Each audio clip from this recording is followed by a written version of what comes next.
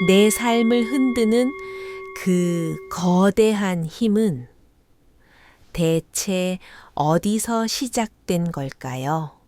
우리가 거주하는 이 세계는 단순히 육안으로 확인되는 현상으로만 구성되지 않았습니다. 형체 없는 내면의 에너지가 투영된 선택들이 우리 생의 항로를 설정합니다. 석가모니께서는 이러한 보이지 않는 동력을 업이라고 정의하셨습니다. 과연 그 인과응보는 무엇으로부터 비롯되는 것일까요? 그 시발점은 다름 아닌 우리 각자의 의식입니다. 찰나의 의도가 먼저 싹트고 그 의지는 언어와 신체적 움직임으로 발현됩니다. 이러한 미세한 파동들이 중첩되어 인생이라는 거대한 물줄기를 형성합니다. 한번 마음속에 품은 증오의 불씨는 소멸한 듯 보여도 의식의 심연에 자국을 남겨 훗날 다시 분노의 열매로 환생합니다. 이와 반대로 작은 연민의 감정 역시 허공으로 증발하지 않고 먼 훗날 자신과 타인을 구제하는 축복의 통로로 귀환합니다. 이처럼 인과란 거창한 사건에 의해서만 형성되는 것이 결코 아닙니다. 사소한 발상 하나와 생각 없이 뱉은 언사 한마디, 타인의 시선이 닿지 않는 은밀한 곳에서의 작은 처신이 모두 운명의 씨앗입니다. 마치 대지에 심어진 종자가 세월을 견뎌 싹을 트이고 결실을 보듯 우리의 사유와 발언과 행동, 또한 언젠가 반드시 그 합당한 귀결을 드러냅니다. 작금의 현실이 불합리하게 느껴질지라도 그 모든 상황은 결코 우연히 하늘에서 떨어진 파편이 아닙니다. 본인이 과거에 투사했던 의식과 처신이 현재의 필연적인 인연을 인력처럼 당긴 것입니다. 이것이 바로 성자께서 설파하신 원인과 결과의 엄중한 질서입니다. 다만 여기서 중대한 오해를 해서는 곤란합니다. 업보란 단순히 지나온 날들의 무거운 짐만을 뜻하지 않습니다. 인과는 지금 이 찰내도 끊임없이 새롭게 조각되고 있습니다. 본인이 어떠한 마음가짐을 선택하느냐에 따라 미래의 이정표가 완전히 재설계됩니다. 만약 누군가를 향한 적개심을 유지한다면 그 즉시 새로운 갈등의 씨앗이 배양됩니다. 반대로 관용과 연민의 태도를 취하면 그 순간부터 상서로운 복의 기운이 축적됩니다. 그러므로 운명은 고정된 불변의 법칙이 아닙니다. 이미 결정되어 회피할 수 없는 족쇄가 아니라 순간마다 본인의 선택에 의해 유동적으로 변화하고 수정될 수 있는 살아 움직이는 파동입니다. 성자께서는 의식이 모든 현상의 뿌리라고 강조하셨습니다. 청정한 의도를 가지면 선업이 되고 탁한 의도를 가지면 악업이 됩니다. 그 의식이 언어와 행동을 경유하여 다시금 현실의 벽에 부딪히고 그 반작용이 또다시 우리의 내면을 물들이게 되는 순환 구조입니다. 그러기에 업은 멀리 떨어진 타자 속에 있는 것이 아니라 지금 여기 본인의 가슴 속에서 실시간으로 잉태되고 있습니다. 이 진실을 직시하면 우리는 더 이상 환경이나 타인을 원망하지 않게 됩니다.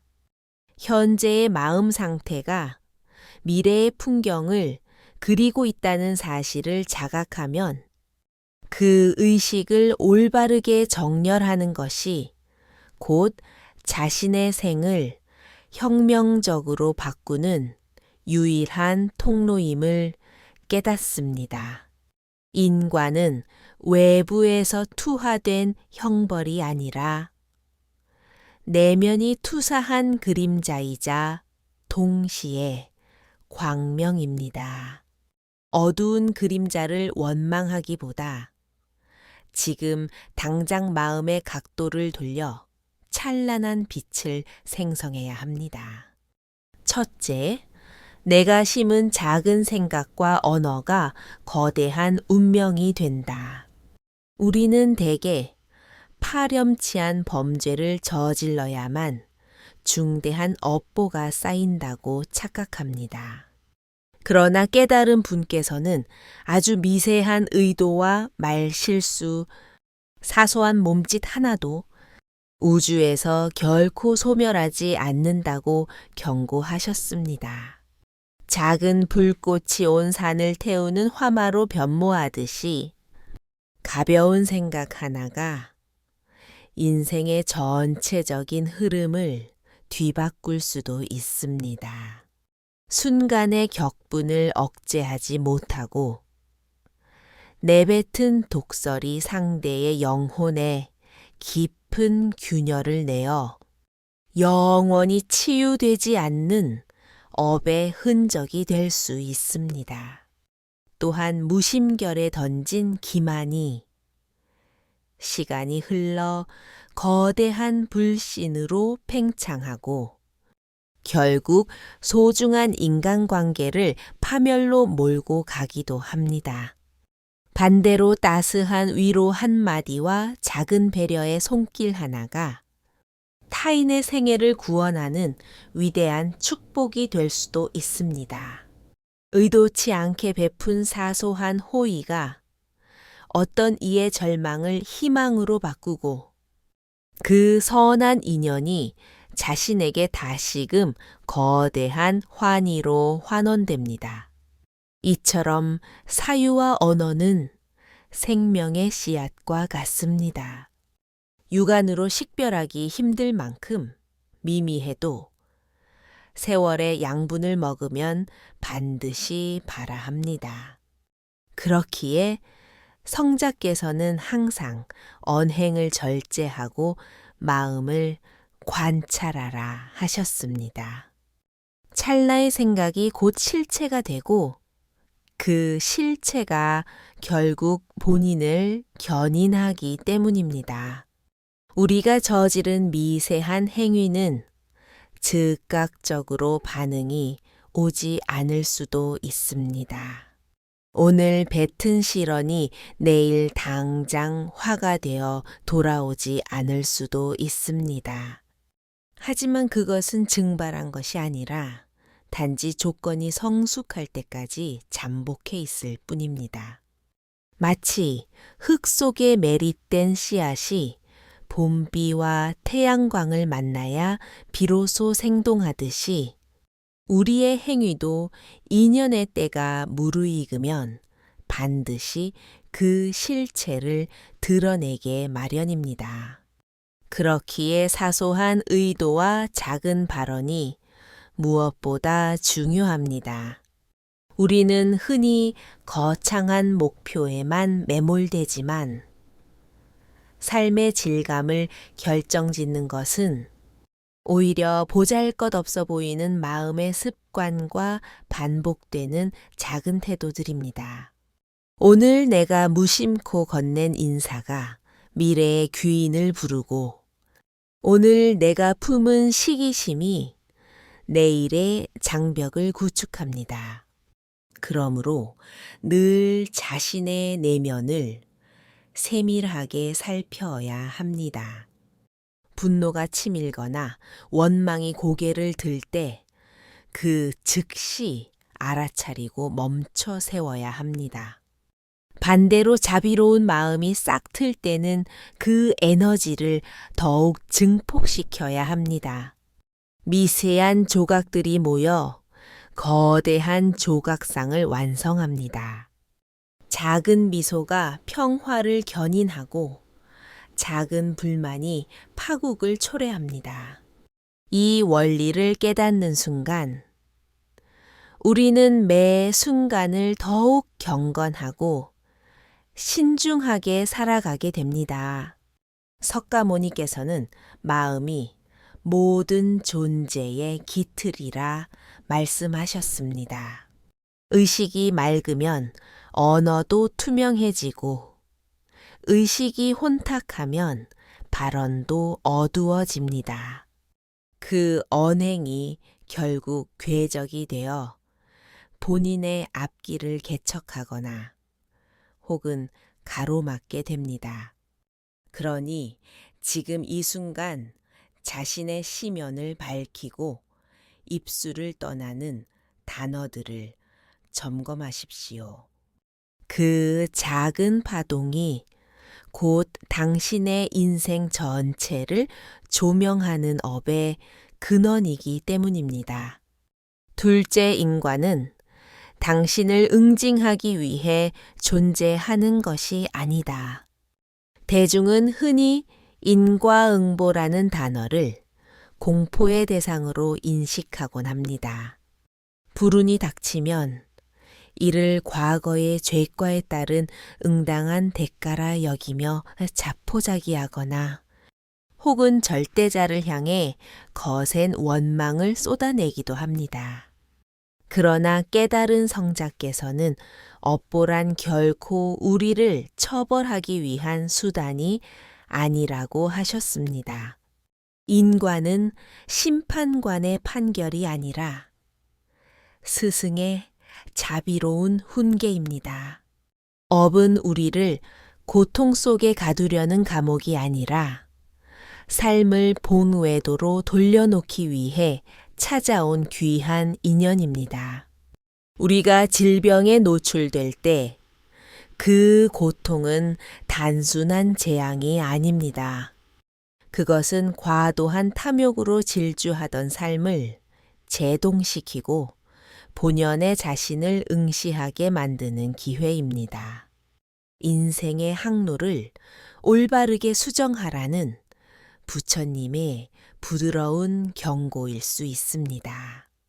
타인과의 마찰 역시 징벌이 아니라 성장을 위한 교육 과정입니다. 자신의 성품을 통제하지 못해 반복적으로 증오를 배설한다면 언젠가 그 부정적인 에너지가 자신에게 그대로 투사됩니다. 그때 느끼는 통증은 본인이 무엇을 혁신해야 하는지를 보여주는 투명한 거울입니다. 만약 업보가 단지 가혹한 형벌에 불과했다면 우리는 그 안에서 어떠한 진보도 이룰 수 없었을 것입니다. 그러나 인과는 우리를 괴롭히는 동시에 우리를 각성시키는 강력한 힘을 내포하고 있습니다.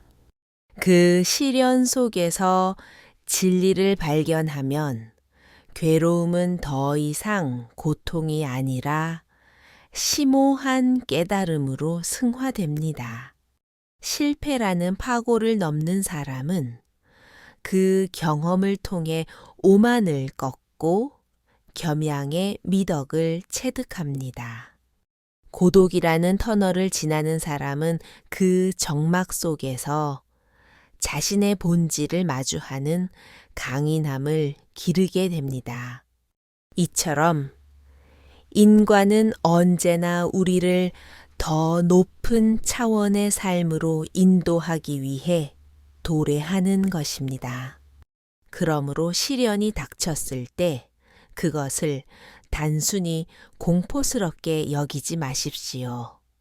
왜 이런 고난이 나에게 왔는지를 한탄하기보다는 이 상황이 나에게 어떤 가르침을 주려 하는지를 집요하게 물어야 합니다. 그 관점의 전환이 일어나는 순간 업은 형벌이 아니라 고마운 스승이 됩니다. 성자께서는 세상의 모든 현상은 인연에 의해 생성되고 소멸한다고 설파하셨습니다. 업보 역시 마찬가지입니다. 조건들이 결합하여 나타난 현상일 뿐 당신을 단죄하려는 의도는 존재하지 않습니다.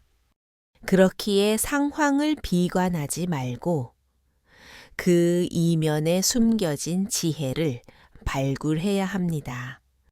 고통과 대면했을 때 그 아픔이 당신을 어떤 각성으로 이끄는지 고요히 경청해 보십시오. 인과는 당신을 파괴하기 위해 오는 것이 아닙니다. 당신을 더욱 성숙하게 만들고 보다 청정하고 지혜로운 인격체로 빚어내기 위해 찾아온 부처님의 또 다른 변장된 자비입니다. 셋째 업이 전하고자 하는 깨달음의 핵심 메시지, 삶에 투영되는 모든 인과에는 저마다의 고유한 메시지가 각인되어 있습니다. 표면적으로는 단순한 악재처럼 보일지 모르나 그 핵심에는 반드시 당신을 향한 각성의 언어가 숨어 있습니다. 고통은 결코 무작위로 발생하지 않습니다. 우리가 직면하는 괴로움은 우리가 반드시 자각해야 할 본질적인 가치를 전달하려는 신호탄입니다.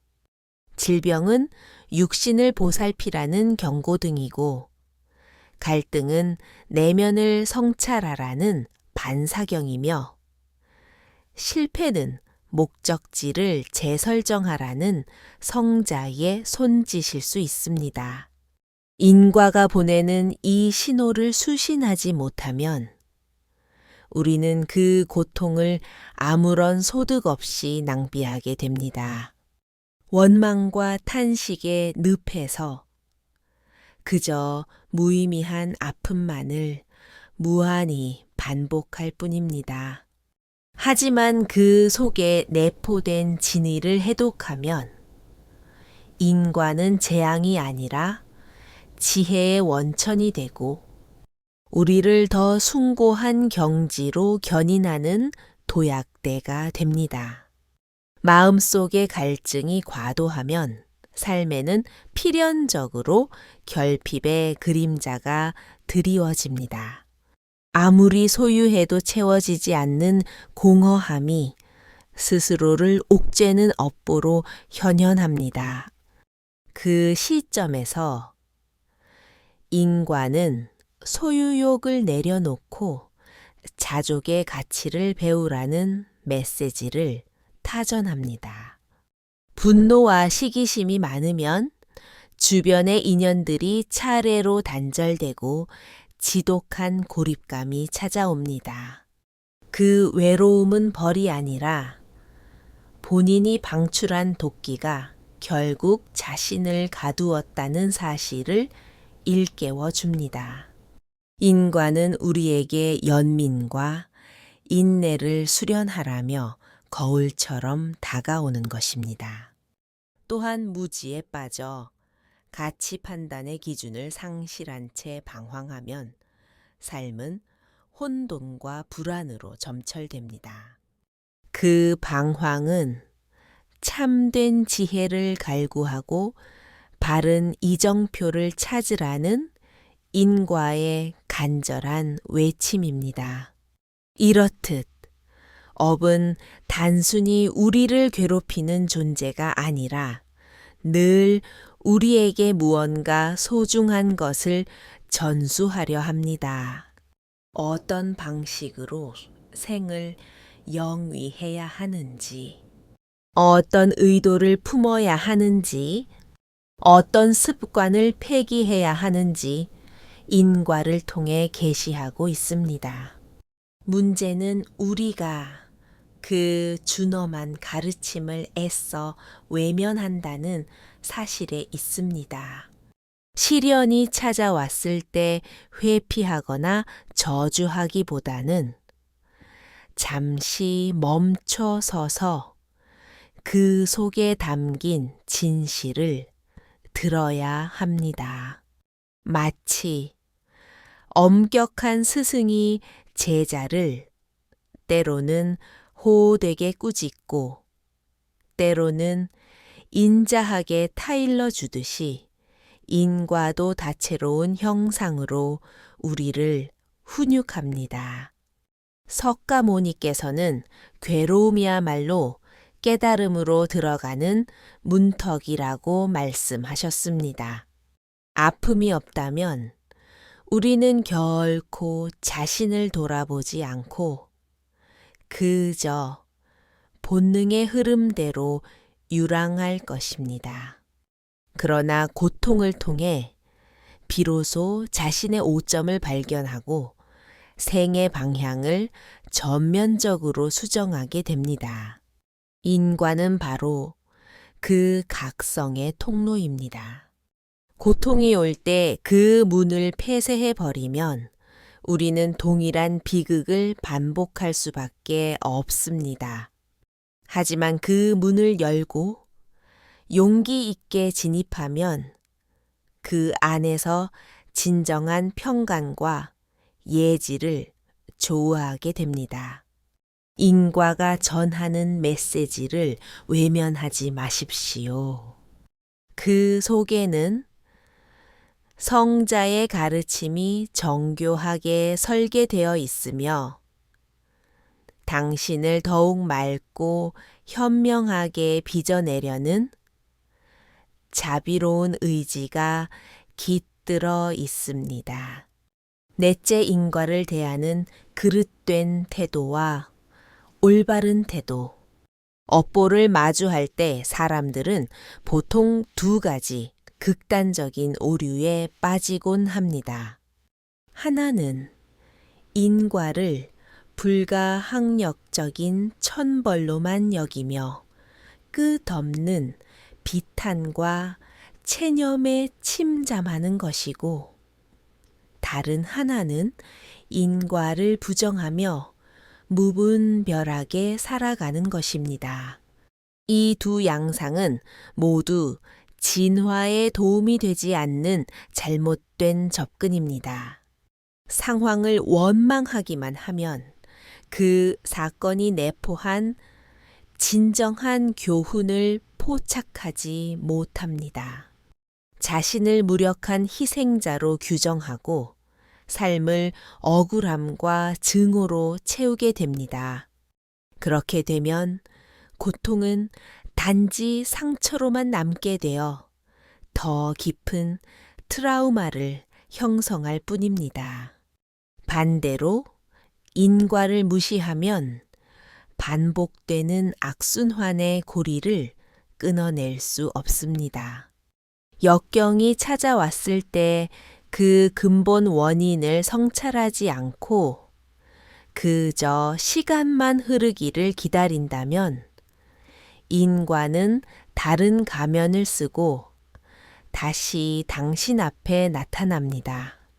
본질을 깨닫지 못한 채 똑같은 실수를 영원히 되풀이하는 형국입니다. 바람직한 태도는 인과를 있는 그대로 직시하는 용기입니다. 그것이 호재든 악재든 간에 그것은 자신이 투사한 인연의 산물임을 인정하고 겸허하게 수용하는 평정심이 필요합니다. 그러면서도 그 소용돌이 속에서 내가 체득해야 할 핵심 지혜가 무엇인지를 면밀히 살피는 것이 올바른 자세입니다. 아픔이 닥쳤을 때 그 아픔을 통해 자신의 어떤 부분을 혁신해야 하는지 탐색하는 것. 환희가 찾아왔을 때 그 기쁨에 도취되지 않고 더 큰 이타심으로 환원하는 것. 이것이 바로 인과를 지혜롭게 다스리는 정도입니다. 부처님께서는 업보를 두려워하지 말고 그 파동 속에서 학습하라 하셨습니다. 마치 지도자가 제자에게 엄격한 훈련을 시키듯 인과도 당신을 단련시키고 고양시키기 위해 찾아옵니다. 업을 대할 때 견지해야 할 핵심 가치는 두 가지입니다. 첫째는 책임의식입니다.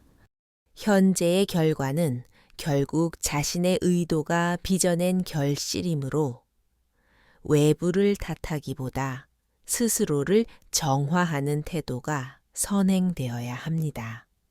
둘째는 희망의 끈입니다. 인과는 고착된 운명이 아니기에 지금 이 찰나의 선택만으로도 새로운 선업을 구축할 수 있습니다. 부정적인 태도는 업보를 더욱 무겁게 가중시키지만 올바른 태도는 악업조차 복락으로 치환합니다. 시련 속에서 배움을 얻고 좋은 인연을 더 넓게 공유하면 인과는 더 이상 당신을 짓누르는 바위가 아니라 당신을 성장시키는 디딤돌이 됩니다. 그러므로 인과를 경계하거나 도망치지 말고 겸손히 받아들이되 그 이면의 지혜를 흡수하십시오. 그 순간 업보는 당신을 파괴하는 괴물이 아니라 당신을 일깨우는 진정한 스승으로 변모합니다. 다섯째 업보를 복락으로 전환하는 실천적인 수행의 길, 인과는 단순히 수동적으로 받는 것에 국한되지 않습니다. 이미 형성된 악업이라 할지라도 능동적인 수행을 통해 새로운 축복의 길로 전환할 수 있습니다. 석가모니께서는 지금 이 순간의 각성과 실천이 과거의 어두운 궤적조차 새로운 광명의 씨앗으로 변모시킬 수 있다고 강조하셨습니다. 고통스러운 인과가 도래했다고 해서 그것을 숙명으로 받아들여 무거운 짐으로 지고 갈 필요는 없습니다. 업을 복으로 연금술처럼 바꾸는 수행의 길이 존재하기 때문입니다. 그 첫 번째 단계는 진실한 참회입니다.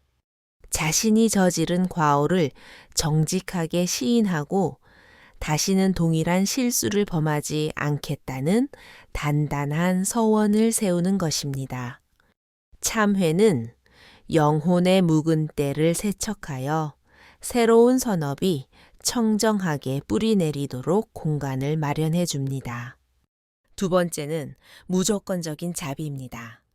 타인을 향한 증오와 날선 마음을 거두고 깊은 이해와 용서의 에너지를 방출하는 것입니다.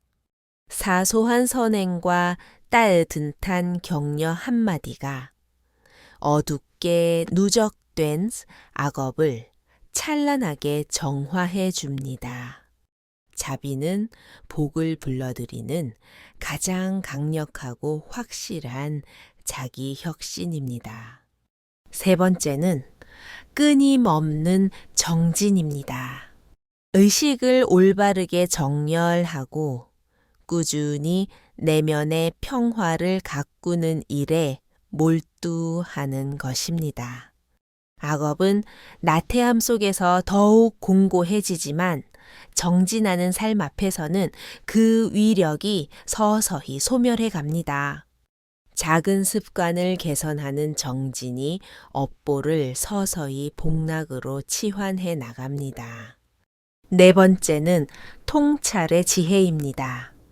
고통을 단순한 재앙으로 규정하지 않고 그 속에서 우주의 섭리를 읽어내는 안목을 기르는 것입니다. 지혜가 충만한 사람은 역경이 닥쳐도 동요하지 않고 그 안에서 비약적인 성장의 발판을 마련하여 위대한 각성으로 나아갑니다. 이 네 가지 수행 원칙은 업보를 복으로 바꾸는 마법의 열쇠입니다. 참회로 시면을 밝히고 자비로 세상을 치유하며 정진으로 삶을 재련하고 지혜로 본질을 꿰뚫어 보는 것. 이것이 바로 부처님께서 우리에게 전수하신 수행의 정수입니다. 생에 닥친 시련을 억지로 밀어내려 애쓰지 마십시오. 그 시련을 자신을 갈고 닦는 도구로 활용하십시오. 그 찰나의 괴로움은 더 이상 원망의 대상이 아니라 당신을 완성시키는 축복으로 변이 됩니다. 업을 복으로 바꾸는 과정은 결코 거창한 퍼포먼스가 아닙니다. 매일 눈을 뜰 때 자신의 마음을 정돈하고 하루에 단 한 번이라도 타인에게 온기를 전하며 과오를 깨달았을 때 즉각 시정하는 것. 그 소박하고 꾸준한 실천이 곧 위대한 수행입니다. 성자께서는 다음과 같이 말씀하셨습니다. 작은 물방울들이 모여 광활한 대양을 이루듯이 사소한 선행들이 축적되어 거대한 복락의 바다를 형성한다고 하셨습니다. 그러므로 오늘의 생각 하나, 오늘의 행동 하나를 가볍게 여기지 마십시오.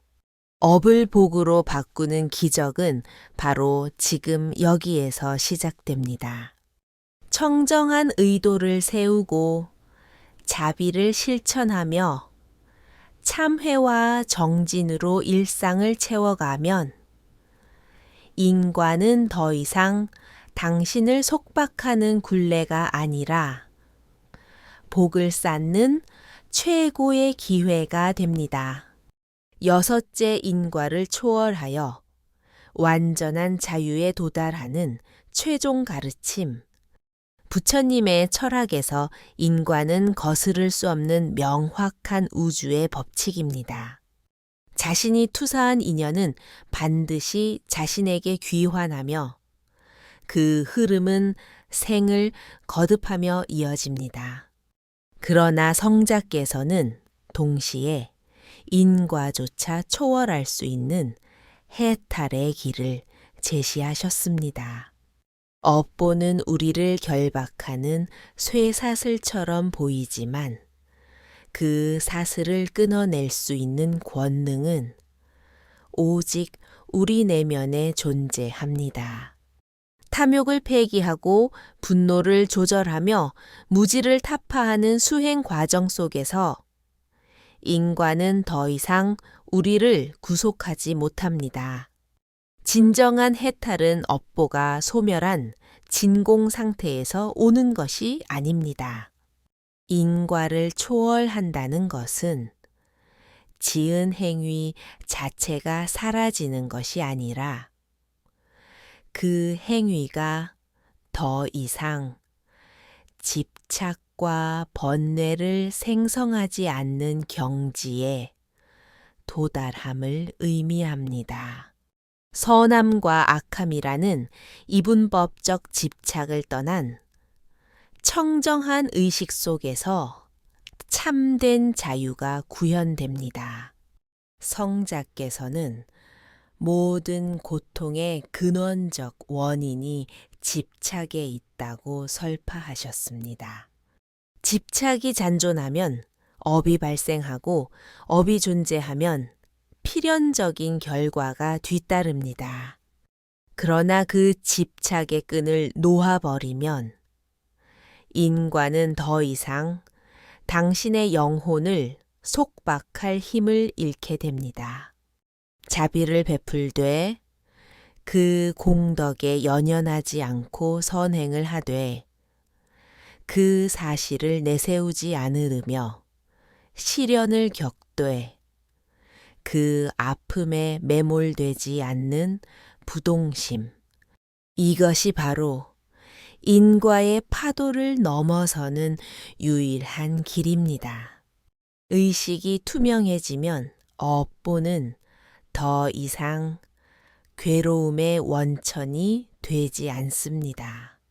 과거의 과오는 참회의 눈물 속에서 씻겨 내려가고 현재의 선택은 자비의 파동 속에서 정화됩니다. 그리고 다가올 미래는 더 이상 미지의 공포가 아닌 무한한 자유와 편곤의 대지가 됩니다. 업을 초월한다는 것은 과거의 기록을 삭제하는 것이 아니라 그 기록에 휘둘리지 않는 주체성을 회복하는 것입니다. 극한의 고통 속에서도 내면의 평화를 견지하고 어떤 복잡한 인연 속에서도 걸림 없이 살아가는 경지. 그것이 바로 석가모니께서 우리에게 보여주신 최종적인 목적지입니다. 그러므로 인과를 두려워하거나 기피하지 마십시오. 업보는 당신을 각성시키기 위해 찾아왔고 결국에는 그 업보조차 당신을 구속할 수 없다는 위대한 진실을 가르쳐 줍니다. 이 깨달음의 정점에서 우리는 비로소 진정한 자유인으로 거듭납니다. 부처님의 자비로운 음성은 우리에게 이렇게 속삭입니다. 인과가 있기에 배움이 존재하고 배움이 있기에 각성이 일어나며 각성이 있기에 마침내 영원한 자유가 허락됩니다. 그 길의 종착지에서 괴로움은 더 이상 고통이 아니며 업보는 더 이상 무거운 짐이 아니라 해탈의 세계로 인도하는 황금의 문이 됩니다.